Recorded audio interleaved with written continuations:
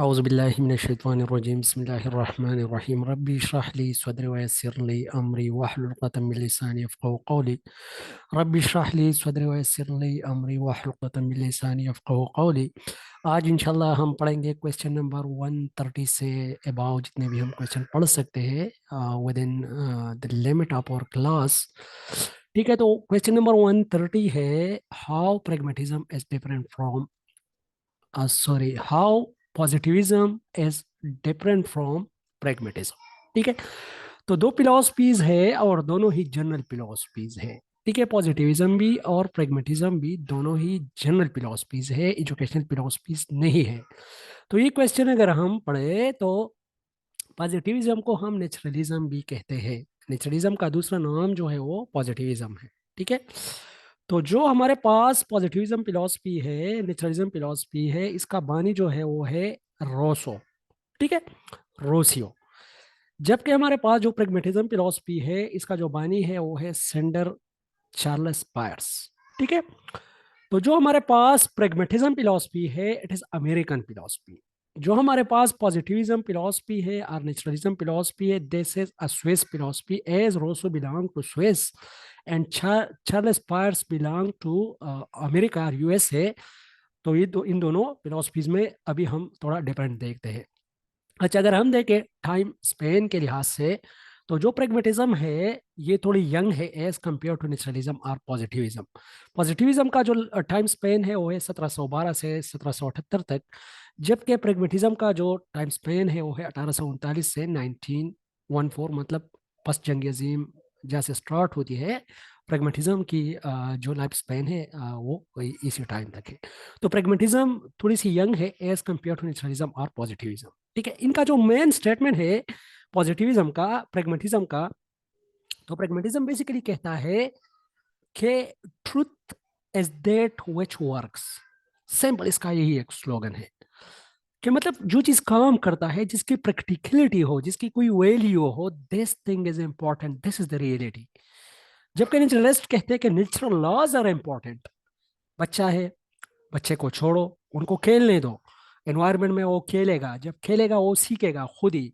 और ये नेचुरलिज्म जो है, अगर हम देखें तो इसकी करिकुलम में हम पढ़ेंगे कि जो हमारे पास 2 साल से 12 साल का जो एज है, रोसो कहता है कि ये नेचर एज है। क्यों नेचर एज है? इसीलिए कि बच्चे को छोड़ो, 12 साल तक बिल्कुल इसको स्कूल भी ना भेजो, इसको फॉर्मल एजुकेशन की जरूरत नहीं है, इसको छोड़ो। तो ये क्या करेगा? खेलेगा, कूदेगा, ये सीखेगा। और नेगेटिव एजुकेशन का कॉन्सेप्ट भी रोसो देता है, जो कि बहुत ज्यादा इंपॉर्टेंट है। ये कहता है नेगेटिव एजुकेशन मीन के अनहेल्दी एजुकेशन, जो कि बच्चे को पेन देता है, जो कि बच्चे को डिस्टर्ब करता है। फॉर एग्जांपल, एक बच्चा है, वो बार बार शरारतें कर रहा है, आप उसको कहते हो कि ये काम ना करो ना करो, वो चुप नहीं होता। ठीक है, तो ऑन स्पॉट उसका सर लग जाता है किसी टेबल से या किसी दीवार के साथ, तो उसको जो चोट लगता है, तो ये उसके कॉन्सिक्वेंसेज है। जब उसको कॉन्सिक्वेंसेज मिल गए तो अगेन वो काम नहीं करेंगे इसी तरह। ठीक है, तो इसी तरह रोसो कहते हैं कि बच्चों को फ्रीडम दे दो, बच्चे क्या करेंगे? वो खेलेंगे, कूदेंगे नेचर के अंदर, तो वो सीखेंगे। ठीक है, तो प्रेगमेटिज्म जो है। इसलिए तो जी जी। पहले तो सबको सलाम सर। ये जो भी आपने पढ़ा कि जी जी। जो दिया कंफ्यूज है, तो किसने एजुकेशन की थी, तो ये उसने खुद नहीं दिया था। अच्छा, ओके। ये जब नेचुरलिज्म पे क्रिटिसिज्म की गई थी कि अच्छा देखो जी। बच्चों को इतनी आजादी मिल जाए वो हर कर ले, तो नेगेटिव को होती है। फॉर एग्जांपल, एक बच्चा बाहर कोई इनफॉर्मल एजुकेशन गेन कर रहा है, कोई क्राइम कर रहा है, मतलब कोई चोरी कर रहा है और इसको सीख लेता है, तो वो भी उसी क्राइम को जो है ना कमिट करता है। तो अच्छा जी। इस तरह कोई सही बात है, और वहाँ पे ये नेगेटिव फिल्म्स देखते हैं, तो इस तरह ये देखो नेगेटिव एजुकेशन वहां से हासिल करता है। तो ये उसके ऊपर जो उन्होंने कहा कि उनको इतनी आज़ादी, तो मतलब फ्रीडम का स्लोगन था ना नेचुरलिज्म का, जी जी। तो उसके ऊपर ये क्रिटिसिज्म किया गया। So okay okay, very good point, very valid point from Siraj side. अच्छा, इंशाल्लाह हम इस तरह इसको सर्च आउट भी कर लेंगे। बहुत ही वैलिड, बहुत ही अच्छा पॉइंट है। अभी तक तो हमने बुक्स में ही पढ़ा है कि ये जो नेगेटिव एजुकेशन है, इसका कॉन्सेप्ट नेचुरलिज्म ने दिया है। ठीक है, और नेचुरलिज्म में जो रोसो है उन्होंने दिया है, तो चलो इसको कंफर्म भी कर लेंगे। Very good and very valid point. ठीक है। अच्छा, प्रेगमेटिज्म का जो एक्सपोनेंट है, एक्सपोनेंट और फाउंडर, ठीक है, तो फाउंडर जो इसका है प्रेगमेटिज्म का, दिस इज चार्ल्स फायर्स। ठीक है। जबकि एक्सपोनेंट इसका है जॉन डेवी विलियम जेम्स, जो कि फंक्शनलिज्म स्कूल ऑफ थॉट से बिलोंग करता है, विलियम जेम्स। ठीक है। तो ये दोनों इसके हैं, जबकि नेचुरलिज्म के जो है वो रोसो है। ठीक है। एक्सपोनेंट्स में हमारे पास Mariam Montessori, M C Dougalls, Darwin, Spencer, ये सारे हमारे पास नेचुरलिज्म और पॉजिटिविज्म है। अच्छा, किसी का माइक ऑन है, काइंडली ऑफ कीजिएगा। आ, ताहिर महमूद साहब, ताहिर महमूद साहब प्लीज अपना माइक ऑफ कीजिएगा, आपका माइक ऑन है। जी ताहिर महमूद साहब, आपका माइक ऑन है, काइंडली माइक अपना ऑफ कीजिएगा। ओके जी। और थीम अगर हम देखें, स्लोगन, ये प्रैग्मेटिज्म का जो स्लोगन है, change is essence of reality and truth is that which works. Change पे ये बिलीव करते हैं प्रैग्मेटिज्म भी और प्रोग्रेसिविज्म भी, आगे इंशाल्लाह जब हम पढ़ेंगे। थीम जो इसका है, यूटिलिटेरियन मीन, जिस चीज से कोई फायदा हो वही एजुकेशन जो है वो बेस्ट है। प्रैक्टिकल प्रैक्टिकल चीजों पर इसका मेन जो क्रक है वो प्रैक्टिकल और प्रैक्टिकलिटी है। पी से प्रैग्मेटिज्म एंड पी से प्रैक्टिकल और प्रैक्टिकलिटी। ठीक है। डेमोक्रेटिक वैल्यूज होने चाहिए, मतलब स्कूल के अंदर मिलजुल कर डिसीजन लेनी चाहिए, इंटरेक्शन होना चाहिए, इंटीग्रेशन ऑफ सब्जेक्ट होने चाहिए। ठीक है। तो ये सारे जो पॉइंट्स है ये प्रैग्मेटिज्म से रिलेटेड है। टीचर क्या होना चाहिए, गाइडर होना चाहिए और फ्रेंड होना चाहिए। अच्छा, curriculum shall be practical, interest based, experience based and integration based. ठीक है, ये इन्होंने करिकुलम के बारे में कहा है। डिसिप्लिन के बारे में कहते हैं कि self discipline, child freedom, project method, problem solving method and learning by doing. ठीक है। लेकिन जो हमारे पास नेचुरलिज्म का वे है, way of method of teaching, तो है प्ले वे मेथड। ठीक है। बच्चे खेलेंगे, खेल कूद के वो क्या करेंगे, सीखेंगे। ठीक है। अच्छा जी, नेचुरलिज्म को अगर हम देखें तो इसका एक्सपोनेंट और फाउंडर तो मैंने आप लोग को पहले कहा। थीम इसका क्या है? अच्छा, किसी का माइक ऑन है, काइंडली प्लीज अपना माइक ऑफ कीजिए। अच्छा अच्छा, वेरी गुड वेरी गुड।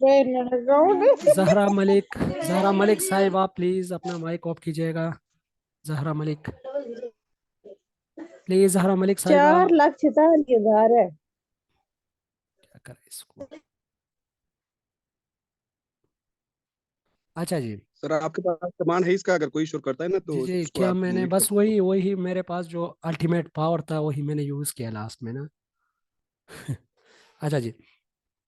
तीन जो है इसका, फ्रेंच फिलोसफी है, back to nature, negative education, जिस तरह सिराज भाई ने बहुत वैलिड पॉइंट रेज किया। नेचुरल लॉज पे बिलीव करते हैं, कानून के जो लॉज हैं, जिस तरह अल्लाह ताला ने जो कायनात बनाए हैं, बच्चों को इनको बच्चों को खेलने दो इनमें। ठीक है। तो ये सीखेगा नो बिलीव ऑन गॉड। अच्छा, ये जो फिलॉसफी है इसका गॉड पे बिलीव नहीं है। ठीक है। मतलब ये यूनिवर्स पे ही बिलीव नहीं करते कि अल्लाह ताला ने बनाया है। Main born good society make them bad, ये भी बहुत ही प्रोमिनेंट है, एक कोट है इसका, इन लोगों का, यूनिवर्सलिज्म का, ये पेपर में आया हुआ है कि men born good society make them bad. ठीक है। Senses are gateways to knowledge, ये बहुत ज़्यादा इंपॉर्टेंट है, और ये सेंसरी नॉलेज, सेंसरी चीज़ों का बहुत ज़्यादा जो है वो कायल है। अच्छा, self expression, self exposition and self preservation. ठीक है। अच्छा, अगर हम आइडियलिज्म की बात करें तो वो सेल्फ रियलाइजेशन की बात करते हैं। ठीक है।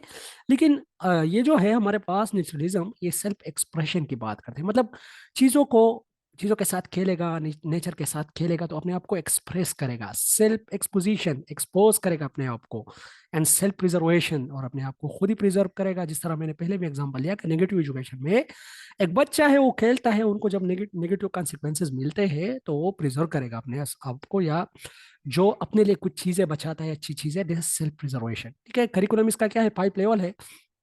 इमाइल जो है एक नावल है, तो उसमें भी यही 5 लेवल मेरे ख्याल में वो एक्सप्लेन हुए हैं। तो 5 लेवल जो है उसमें एक इन्फेंसी है, 0 to 2 years। अच्छा, जो हमारे पास अगर हम देखें फिजिकल डेवलपमेंट के जो स्टेजेस है, 1 to 12 ईयर, ये हमारे पास आते हैं साइकोलॉजिस्ट जिस पे एग्री है, तो 1 to 12 ईयर ये जो है हमारे पास चाइल्डहुड है। इसको हम डिवाइड करते हैं दो में, एक से लेकर 6 साल तक की जो एज है ये अर्ली चाइल्डहुड में आता है, और 7 से 12 तक ये लेट चाइल्डहुड में आता है। 13 से 20 तक ये एडल्टहुड में आता है, 21 से 40 तक ये अर्ली एडल्टहुड में आता है, जबकि 41 से 60 तक ये जो एज है ये लेट एडल्टहुड में आता है, और इसके आगे जो 61 से आगे जो एज है ये जो है ओल्ड एज में आता है। ठीक है, तो ये चीज़ आप लोगों ने बिल्कुल फिंगर टिप्स में याद करनी है, क्योंकि सारे साइकोलॉजिस्ट जो है वो इस पे ही काम करते हैं। जिस तरह पियाजे है, उनका जो सेंसरी मोटर स्टेज है उसमें जो करेक्टरिस्टिक्स है, और उसके बाद जो pre operational, complete operational and operational, तो जितनी भी वो स्टेजेस है फॉर्मल ऑपरेशनल, तो ये सारे उसी ही स्टेजेस पे बनी है। और इस तरह अभी अगर हम देखें इसका करिकुलम, आप लोग देखो इन्फेंसी को ये कहता है 0 to 2 ईयर। ठीक है, नेचर एज ये बहुत ज्यादा इंपॉर्टेंट पॉइंट है इसमें, कि नेचर एज जो है ये 2 साल से 12 साल का जो एज है, इसके नजदीक, नेचरिज्म के नजदीक ये नेचर एज है। ठीक है, नोबल सेवेज भी एक एज इन्होंने ये नाम दिया है, 12 से 15 ईयर तक। यूथ 16 से 20 साल का जो होगा वो यूथ कहलाएगा। एंड एडल्टहुड, यहाँ पर देखो एडल्टहुड का जो एज है वो है 20 से 25 साल तक। लेकिन अगर हम देखें तो adulthood age Erik Erikson says that the adulthood age is from 13 to 20 years. ठीक है, 13 से 20 साल का जो एज है this is basically the adulthood. लेकिन ये एडल्टहुड जो है यहाँ पर नेचुरलिज्म 20 से 25 साल के एज को जो है हमारे पास एडल्टहुड कहता है। स्टूडेंट सेंटर करिकुलम होना चाहिए, प्लेवे मेथड होना चाहिए, ह्यूरिस्टिक मेथड होना चाहिए। ह्यूरिस्टिक मीन मेंटल शॉर्टकट्स, जो कि हम शॉर्टकट्स यूज करते हैं जहन के अंदर किसी काम करने के लिए, this is heuristic method. Against examination system, मतलब एग्जामिनेशन नहीं होना चाहिए और टीचर जो फैसिलिटेटर होना चाहिए। लेकिन मेन डिफरेंस में यही है कि जो हमारे पास थीरीज है अगर उसकी प्रैक्टिकलिटी है तो this is the statement of pragmatism. और नेचुरलिज्म जो है ये नेचुरल लॉज पे जो है ज्यादातर फोकस करते हैं। ठीक है, शॉर्ट वर्ड में इसको इस तरह एक्सप्लेन कर सकते हो। अच्छा, question number 131, what are qualities of a good lesson. ये देखो एक अच्छा सबक जो है उसके क्या क्या कैरेक्टरिस्टिक और खसूसियात होने चाहिए। तो good lesson shall be planned, पहले से प्लान होने चाहिए, क्लियर ऑब्जेक्टिव्स उसके होने चाहिए, सेंस ऑफ क्रिएटिविटी इसमें होनी चाहिए, एंगेजमेंट ऑफ स्टूडेंट्स होने चाहिए ताकि स्टूडेंट एंगेज हो, इंटरेस्टिंग, मोटिवेटिंग, जो कि मोटिवेटिंग हो, according to the mental age of the learner हो। ठीक है, एग्जाम्पल बेस्ड हो, इंक्लूड एक्टिविटीज हो उसमें, और भी आप लोग इसमें ज्यादा चीजें इंक्लूड कर सकते हो। तो ये हमारे पास क्वेश्चन नंबर 131। आगे जाते हैं क्वेश्चन नंबर 132 की तरफ। क्वेश्चन नंबर 132 जो है, डिफाइन विजन। ठीक है, तो विजन क्या है? Vision is simply a broad picture which has to be achieved by an organisation. ठीक है, तो it is a picture of the future for which people are willing to work. It is the picture for for the future. ठीक है, तो हम कहते हैं ना vision is for the future while mission is for the present. Mission जो होता है वो प्रेजेंट के लिए होता है, जबकि विजन जो होता है ये फ्यूचर के लिए यूज ये ज्यादातर होता है। और ये किस लिए होता है कि it's a picture of the future for which people are willing to work, लोग उसको अचीव करने के लिए काम करते हैं। Vision having two elements, values and ideology, ये चीज बहुत ज्यादा इंपॉर्टेंट है।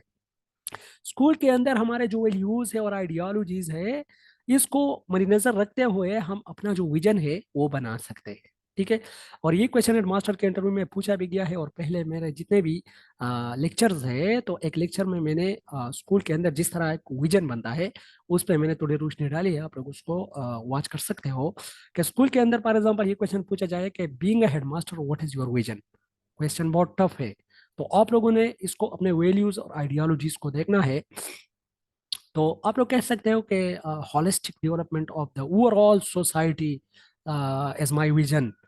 ठीक है, या to inculcate inclusive education among the community which is in the vicinity of the schools or in overall society। तो ये आपका एक ब्रॉड पिक्चर बन जाएगा। ठीक है, और कहता है कि मिशन क्या है, तो मिशन मीन कि it's related to something present and it's related to something your organisation. Mission का ताल्लुक आपके ऑर्गेनाइजेशन से ज्यादातर होगा, जबकि विजन ज्यादातर आप सोसाइटी को क्या दे रहे हो, दिस इज योर विजन। ठीक है, तो अभी जो आपका मिशन होना चाहिए, this is the holistic development of your school community. तो अभी स्कूल कम्युनिटी के अंदर स्टूडेंट भी आते हैं, टीचर भी आते हैं, क्लास फोर्स भी आते हैं, स्टाफ भी आता है, तो holistic development of the school community as your mission. तो ये बहुत ही अच्छा आपका मिशन और विजन बन जाएगा। ठीक है, क्वेश्चन नंबर 133 है, what are moods of philosophy. Moods of philosophy simply called the ways of philosophy. ठीक है, there are three moods of philosophy. Speculative philosophy, जिसका ताल्लुक है ऑन्टोलॉजी के साथ। ऑन्टोलॉजी मैंने आप लोगों को पढ़ाई थी। Reality about reality, what is reality is ontology. ठीक है। Perspective philosophy, perspective philosophy deals with axiology, axiology deal with values, ethics and aesthetics. Analytical philosophy mean epistemology, mean sources of knowledge, theories of knowledge. तो ये तीन जो है हमारे पास, speculative style, perspective style and analytical style. These three are the moods, or these three are the styles of the philosophy. ठीक है। अच्छा, question number 134, what are administrative theory. ये क्वेश्चन बहुत ही ज़्यादा इंपॉर्टेंट है बीइंग अ हेडमास्टर। और जब हम भी हेडमास्टर के इंटरव्यू के लिए जाएंगे तो ये क्वेश्चन जो है हमारे पास, administrative theory, classical theory, bureaucratic theory, Max Weber theory और इल्टन मायो की थ्योरी, ये हमें बिल्कुल फिंगर फिंगर टिप्स पे याद होने चाहिए। ठीक है। Administrative theory was presented by Henry Fayol. ठीक है, हेनरी फॉयल ने दी है। He also called father of modern management. ठीक है। He presented 14 principles of management, और उन्होंने POCC का कॉन्सेप्ट भी दिया था, planning, organising, controlling, commanding and coordinating. Or, coordinating, controlling and commanding, ये तीन सी जो है इसकी एब्रिविएशन है। 4 M's, 4 M's पे ये काम करता है। अच्छा, ये तो एक अलग डिबेट है। क्लासिकल मैनेजमेंट थियरिस्ट कहते हैं कि साइंटिफिक तरीके से जो है हमारी जो हम मतलब अपने लिए स्टाफ हायर करते हैं, फिर उसकी जो प्रमोशन होती है, फिर किस तरह हमने जो है उनसे काम लेना है, फिर उस तरह प्रोडक्टिविटी इंक्रीज करनी है किसी भी स्कूल की या इंडस्ट्री की या ऑर्गेनाइजेशन की, तो उसके लिए हमें साइंटिफिक तरीकों की ज़रूरत है। तो दिस क्लासिकल मैनेजमेंट जो कि टेलर का जो है थ्योरी है। लेकिन ये जो थ्योरी है, फिर ये थ्योरी कहती है कि administrative theory is manager centre theory, ये मैनेजर सेंटर है और ये 4 M's पे काम करती है, मेन, मेथड, मटेरियल, मशीन। ठीक है। लेकिन इसमें एक और M भी है जो कि ह्यूमन बीइंग है, तो उसको ये बिल्कुल एड्रेस ही नहीं करता, और ये जस्ट फॉरवर्ड अगर हम इसकी 14 प्रिंसिपल्स को पढ़े तो ये देखो, इसका जो 14 प्रिंसिपल है उसमें है डिवीजन ऑफ लेबर। ठीक है, डिवीजन ऑफ लेबर हो गया। अथॉरिटी एंड रिस्पॉन्सिबिलिटीज ये भी हो गई, डिसिप्लिन भी हो गया, यूनिटी ऑफ कमांड भी हो गई, यूनिटी ऑफ डायरेक्शन भी हो गया, subordination of individual interest. Subordination of individual interest mean के prioritise the interest of the subordinate over your interest. ठीक है। रिम्यूनरेशन, मुआवजा होना चाहिए। सेंट्रलाइजेशन मीन पावर जो है ये एक मैनेजर के साथ होना चाहिए। ठीक है, इसकी डिलीगेशन नहीं होनी चाहिए, डिसेंट्रलाइजेशन नहीं होनी चाहिए। स्केलर चेन मीन हायरार्की, कि उसमें टॉप पे एक मैनेजर होगा, फिर उसके नीचे जो है असिस्टेंट होंगे, फिर उसके नीचे उसका स्टॉप होगा, मतलब एक चेन, एक हायरार्किकल चेन होगा। ठीक है, ऑर्डर होगा, उसमें ऊपर से ऑर्डर होगा, उसको ओबे किया जाएगा। इक्विटी होगी, स्टेबिलिटी ऑफ टिन्योर, मतलब जॉब की जो या टिन्योर होती है उसकी जो स्टेबिलिटी है, मतलब फॉर एग्जाम्पल एक बंदा किसी कारखाने के अंदर जाता है, ऑर्गेनाइजेशन के अंदर जाना चाहता है, तो उसको पता होना चाहिए कि मैंने इसमें रहना है। जब मैं आगे जाऊंगा मेरी सैलरी भी बढ़ेगी, जब मेरी सैलरी बढ़ेगी तो इंशाल्लाह जब मेरे लिए प्रॉब्लम होंगे तो जाहिर बात है ये मुझे सपोर्ट करेगी। तो ये स्टेबिलिटी ऑफ टीनेवर है, मतलब अनसर्टिनिटी नहीं होती। ये नहीं होता कि आज जॉब है, ठीक है, आपको तनख्वाह मिलेगी, कल जॉब नहीं है तो आपको तनख्वाह नहीं मिलेगी। There stability of tenure. Initiative, spirit de corps. Spirit de corps mean के उसमें जो है म्यूचुअल ट्रस्ट हो एक दूसरे का, और म्यूचुअल मिलजुल के जो है वो काम करते हैं। This is spirit de Corp. लेकिन एडमिनिस्ट्रेटिव थ्योरी जो है इसके बाद एल्टन मायो आता है जो कि ह्यूमन रिलेशन पर्सपेक्टिव है, और वो कहता है कि चूंकि ये एडमिनिस्ट्रेटिव मॉडल जो है ये भी मैनेजर सेंटर है, और जो क्लासिकल मॉडल है या जो मैक्स वेबर का मॉडल है, तो ये तीनों जो है ये बिल्कुल ही ह्यूमन की जो नीड्स है बेसिक उसको नज़रअंदाज करती है। और वो कहते हैं कि ह्यूमन की जो नीड्स है वो भी ज़्यादा इंपॉर्टेंट है, तो उसको भी थोड़ा फोकस करना चाहिए। ठीक है। तो एडमिनिस्ट्रेटिव थ्योरी जो है बेसिकली दिया था किसने, हेनरी फॉयल ने। और इनको अगर हम देखें तो हेनरी फॉयल ने 4 एलिमेंट ऑफ मैनेजमेंट भी दिए थे, जो कि POCCC है, planning, organising, commanding, controlling and coordinating. ठीक है। और इन्होंने 14 प्रिंसिपल्स ऑफ मैनेजमेंट भी दिए थे। ठीक है। तो आप लोग इसका एक मैंने आप लोगों को एक लेक्चर में इसका एक ट्रिक सिखाया भी था कि 14 प्रिंसिपल को किस तरह याद रखने हैं। इसका एक ट्रिक है डेड UC USSR। इसको मैं ग्रुप पे शेयर करूंगा, तो प्रॉपर आप लोगों ने फिर उसको याद करना है। टोटल तो नहीं पूछ सकते आप लोगों से इंटरव्यू में, लेकिन एच एच सच दो तीन भी आप लोग बताओ तो काफी है, ठीक है। अच्छा जी, question number 135, what is instructional learning? Instructional learning क्या होता है? इंस्ट्रक्शन होते हैं और एक गाइडर होता है, एक इंस्ट्रक्टर होता है, एक टीचर होता है। तो a type of learning which take place under the guidance of instructor. ठीक है। Question number 136, what is flipped learning? ठीक है। तो अगर हम फ्लिप्ड लर्निंग को देखें, this is modern type of learning. अगर आप लोगों से ये पूछा जाए कि what are the modern technique और मेथड्स ऑफ लर्निंग, तो ये प्लेफ्ट लर्निंग है, ब्लेंडेड लर्निंग है, रोटेशन लर्निंग है, स्टेशन लर्निंग है, टीम लर्निंग है, टीम टीचिंग है। ये सारे हमारे पास प्ले मॉडर्न तरीके हैं लर्निंग के। ऑनलाइन लर्निंग है, वर्चुअल लर्निंग है, ठीक है। फ्लिप लर्निंग में इस तरह होता है कि स्टूडेंट पढ़ते हैं ऑनलाइन इन द होम, घरों में पढ़ते हैं, लेकिन कौन उसको पढ़ाता है? टीचर्स पढ़ाते हैं, ठीक है, ऑनलाइन। और उनको जो मसले होते हैं तो स्कूल में आके वही मसले वो सॉल्व करते हैं, ठीक है। तो student complete reading at their home by online guidelines of the teacher and work on problem solving in schools, ठीक है। तो स्कूल में आके फिर क्या करते हैं? प्रॉब्लम सॉल्विंग का जो है काम करते हैं, ठीक है। मतलब जो मसाइल उनको होते हैं या डिफिकल्ट जो टॉपिक्स उनको होते हैं तो उस पर काम करते हैं, ठीक है। अच्छा, question number 137, what are pages of teaching? ठीक है। हमने एलिमेंट ऑफ टीचिंग पढ़े थे, वो तीन है, टीचर, स्टूडेंट एंड कंटेंट, ठीक है। यहाँ पर पेजेस की बात हो रही है तो तीन पेजेस है। एक है हमारे पास प्री एक्टिव, एक है इंटर एक्टिव और एक है पोस्ट एक्टिव, ठीक है। तो प्री एक्टिव में हमारे पास प्लानिंग होती है, जिस तरह हम लेसन प्लानिंग करते हैं, और इंटरेक्टिव में उसी प्लानिंग की एग्जीक्यूशन होती है। मैनेजमेंट का मतलब है एग्जीक्यूशन ऑफ दैट प्लानिंग, जो हमने प्लान किया है उसको एग्जीक्यूट करना is interactive. While post active जो है उसमें हमारे पास फीडबैक दिया जाता है या उसकी इवोल्यूएशन होती है, ठीक है। तो there are three pages of teaching, जिसमें है प्री एक्टिव जिसमें प्लानिंग होती है, इंटरेक्टिव जिसमें मैनेजमेंट होता है, मतलब एग्जीक्यूशन होती है उसी प्लानिंग की, and post active feedback and follow up उसमें होता है, ठीक है। फीडबैक बहुत ज़्यादा जरूरी होता है मोटिवेशन के लिए, और स्पेसिफिकली कि टीचर ये जान सके कि आया स्टूडेंट कुछ ले भी रहे हैं कि नहीं। अच्छा जी, क्वेश्चन बहुत ज़्यादा इंपॉर्टेंट आ रहा है, व्हाट इज EOL? आप लोगों ने बहुत ही ध्यान से सुनना है इसको। विदाउट पे, देखो EOL जो होता है एक्स्ट्रा ऑर्डिनरी लीव, इसको हम कहते हैं, it's a type of leave. First ये तो विदाउट पे होता है, इसमें सैलरी नहीं मिलती है, डिडक्टिबल फ्रॉम अर्न लीव्स, और ये अर्न लीव से डिडक्ट होती है। क्यों डिडक्ट होती है बाद में मैं आप लोगों को समझाऊंगा। देखो, एन एम्प्लॉय जो है having 5 years regular services can exercise 3 years EOL, ठीक है।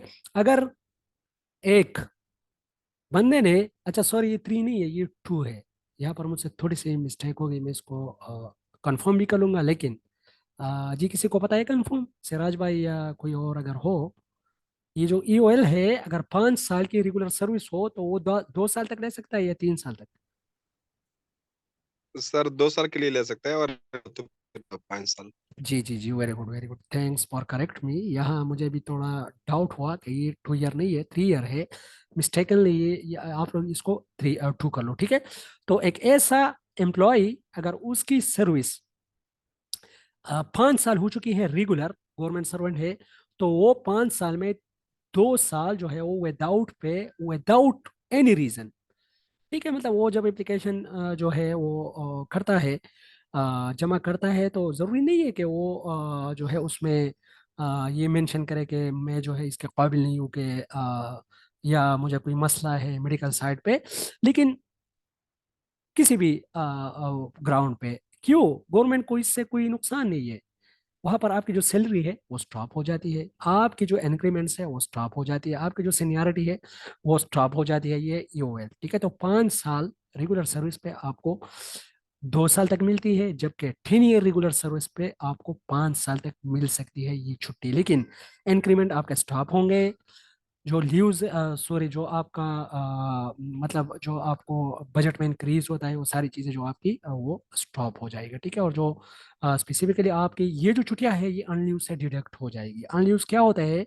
ये वोकेशन डिपार्टमेंट जो होते हैं हमारे पास, ये जो छुट्टियां ज्यादातर करते हैं, हमारे जो टीचर है और ये जो एजुकेशन अदारा है, तो वोकेशन डिपार्टमेंट जो है इसको एक छुट्टी, एक एम्प्लॉय को महीने में एक छुट्टी मिलती है, जो कि इसकी जो अकाउंट में है वो उसमें चली जाती है और उसमें वो जमा हो जाती है, ठीक है। और दूसरी जो है, जस्ट वेट अ मिनट, एक मिनट।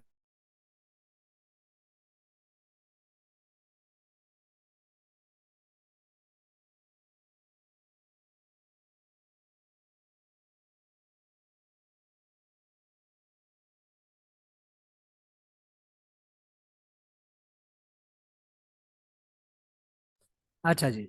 तो जो वोकेशन डिपार्टमेंट है, जिस तरह हमारे एजुकेशन डिपार्टमेंट इसमें छुट्टियां होती है, तो हमारी एक छुट्टी जो है एक महीने के ऊपर एक छुट्टी हमारे अकाउंट में जमा होती है, जो कि बाद में हम एक्सरसाइज कर सकते हैं, ठीक है। और जो हमारे पास नॉन वोकेशन डिपार्टमेंट है, उसकी 4 छुट्टियां एक महीने के अंदर वो उसके अकाउंट में चले जाते हैं और उसमें वो जमा होते हैं, जो कि बाद में वो एक्सरसाइज करते हैं एंड डिफरेंट फॉर्म, ठीक है। अच्छा, जस्ट अ मिनट, एक इम्पोर्टेंट कॉल है।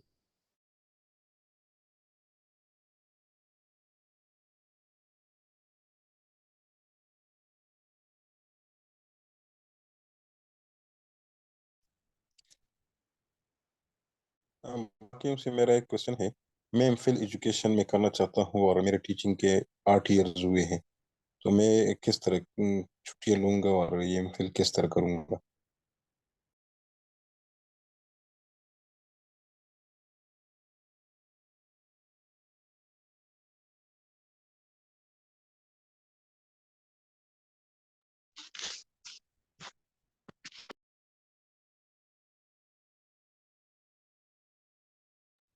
अच्छा जी। तो जो नॉन वोकेशन डिपार्टमेंट है, तो उसकी छूट 4 छुट्टियां जो है वो महीने में उसकी जमा होती है, ठीक है।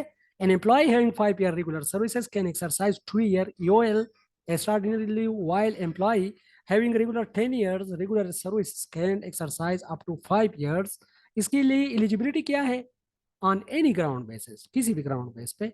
इट इज विदाउट पे, लेकिन ये विदाउट पे है, ये याद रखिएगा, ठीक है। हाँ, इसमें एक क्वेश्चन पूछा गया था कि फॉर एग्जाम्पल अभी आपका जो एज है वो पूरा नहीं हुआ, 2 साल 3 साल, सॉरी 5 year कंसेक्टिव आपका जो है नहीं है, कंप्लीट नहीं है कंसेक्टिव सर्विस, तो क्या आप ले सकते हो इसको? तो हाँ, अगर हाई अथॉरिटी जो है आपकी सर, इमीडिएट बॉस जो एक्सक्यूज है। मी जी जी। Sir, from me in my previous headmaster interview, जी then जी। I responded that it's upon the so that he can avail you such kind of vacations. आपसे ही क्वेश्चन पूछा गया था सिराज भाई। जी जी सर, उन्होंने अच्छा तो मुझे मुझसे पूछा कि भाई आप ये बताओ, पहले इसके बारे में उन्होंने पूछा व्हाट इज यूएल क्या है, और इसके बाद उन्होंने कहा कि क्या अगर किसी एक बंदा है, उनका प्रोबेशन पूरा नहीं है जी जी।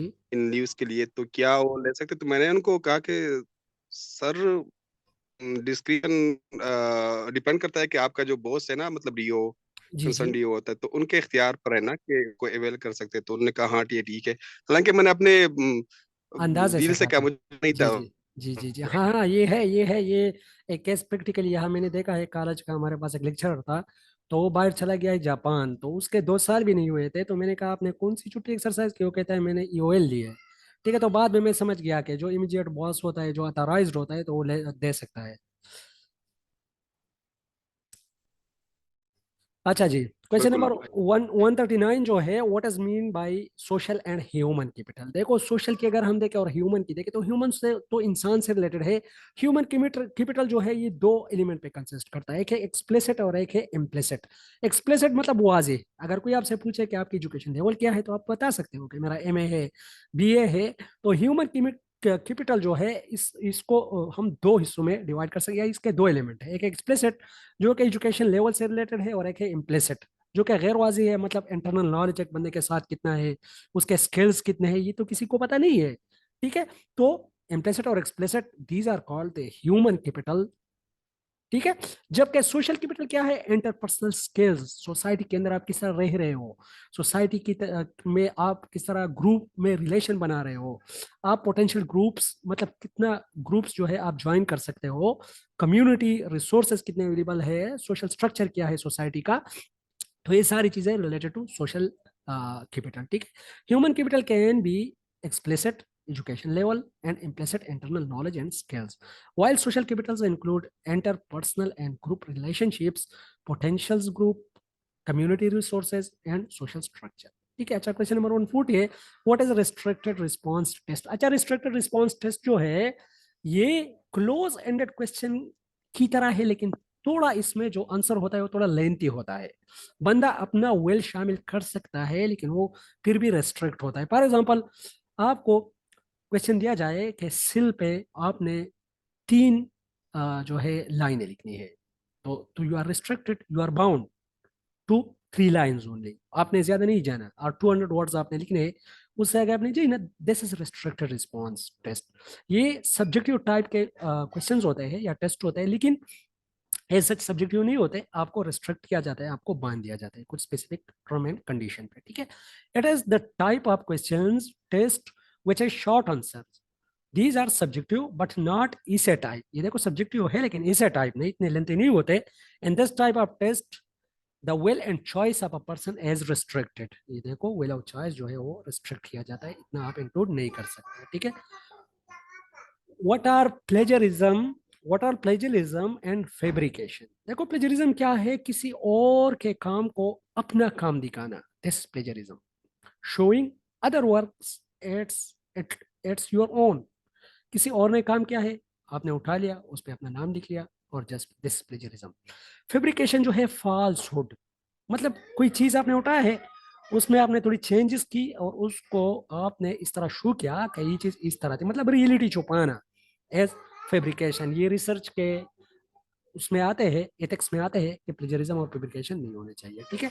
कॉपिंग डेटा इलीगली और showing other work at its own is called plagiarism. कॉपिंग data illegally, copy करना किसी से उसके इजाजत के बगैर, और showing other work at its own, किसी दूसरे का काम अपना शो करना, is called plagiarism. While anything that is made of but not really exist is called fabrication. मतलब आप चीज उठा के उसमें कुछ इस तरह की चीजें डालते हो कि वो चीज एग्जिस्ट नहीं कर रही, लेकिन आपने उसको बात से बतंगड़ बना ली और उसको रिसर्च में पुट किया, दिस फैब्रिकेशन, ठीक है। और ये रिसर्च के Sir, ethics. here a question arises जी that जी। how much plagiarism is allowed yes. within your thesis or within your research? Okay, very good question, but it depends on the organization. Each and every organization has their own formula and their own level. हमारी जो agriculture university थी तो उसमें Well, 30% तक allow होता है। sir, we both have graduated from University of Agriculture, Faisalabad. Uh, No, no, I am from Peshawar, University of Agriculture, Peshawar. तो first में तो 20% अलाउड थी और अच्छा अच्छा फैब्रिकेशन विदाउट सच ये तो बनना नहीं। अच्छा अच्छा अच्छा, ठीक है। मेरे ख्याल में तो ये फैब्रिकेशन का तो एस सच इसको पकड़ने वाला कोई सॉफ्टवेयर नहीं होगा कि ना है, क्योंकि वो तो मैंने नहीं सुना। क्योंकि फैब्रिकेशन किस तरह आप पकड़ सकते हो, वो तो आपने जो अपनी चीज़ें डाल दी है, तो जाहिर बात है जो टर्मिनेशन सॉफ्टवेयर है या और सॉफ्टवेयर है तो वो तो काम करेगा, आपकी मैचिंग करेगा, तो इसमें तो मैचिंग नहीं है तो नहीं उसको। सर, मैं जी जी।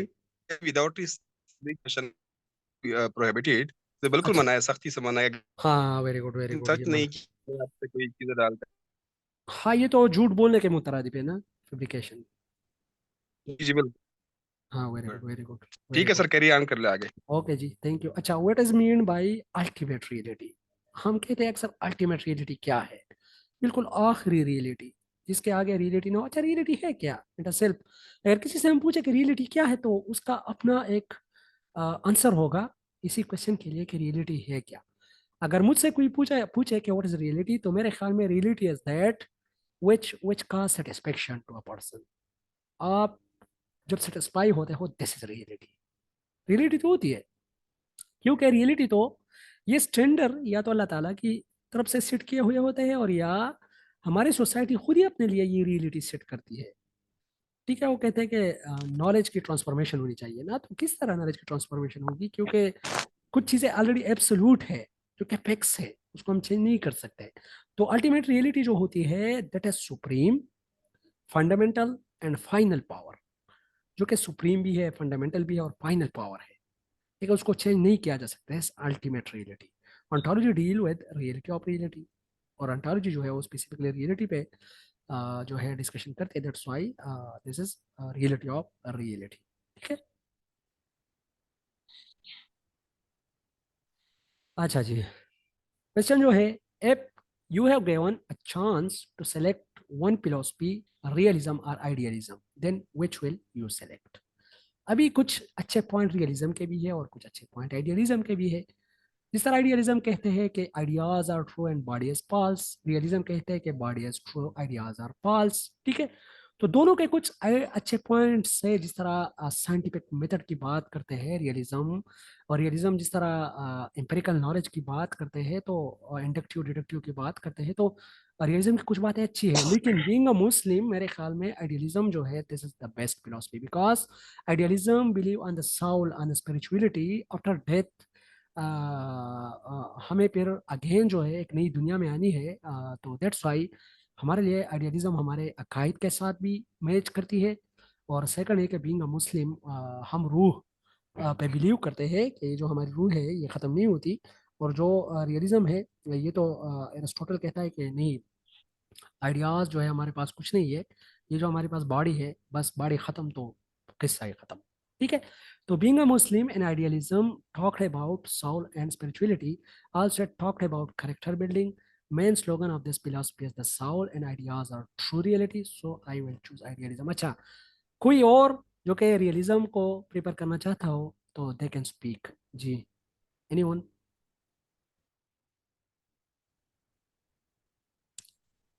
जी मियाँ साहब, मेरे ख्याल में आप कुछ कहना चाहते हो, माइक ऑन है आपका।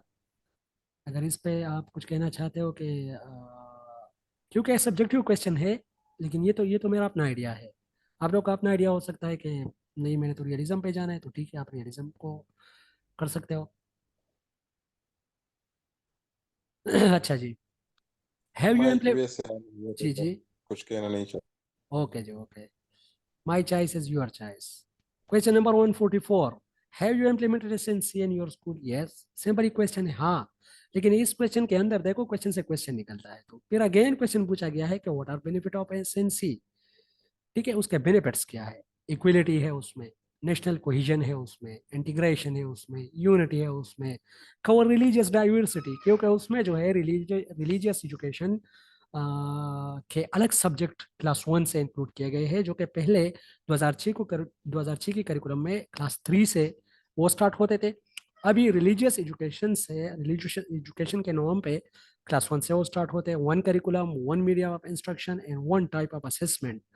Also deal with activity based learning. It includes real life examples which enhance creativity and students, ठीक है। तो ये है बेनिफिट्स ऑफ SNC, ठीक है। अच्छा, अजान हो रही है और टाइम इज आल्सो ड्रेनिंग, तो मेरे ख्याल में 1:45 तक काफ़ी है। किसी का कोई क्वेश्चन कंफ्यूजन हो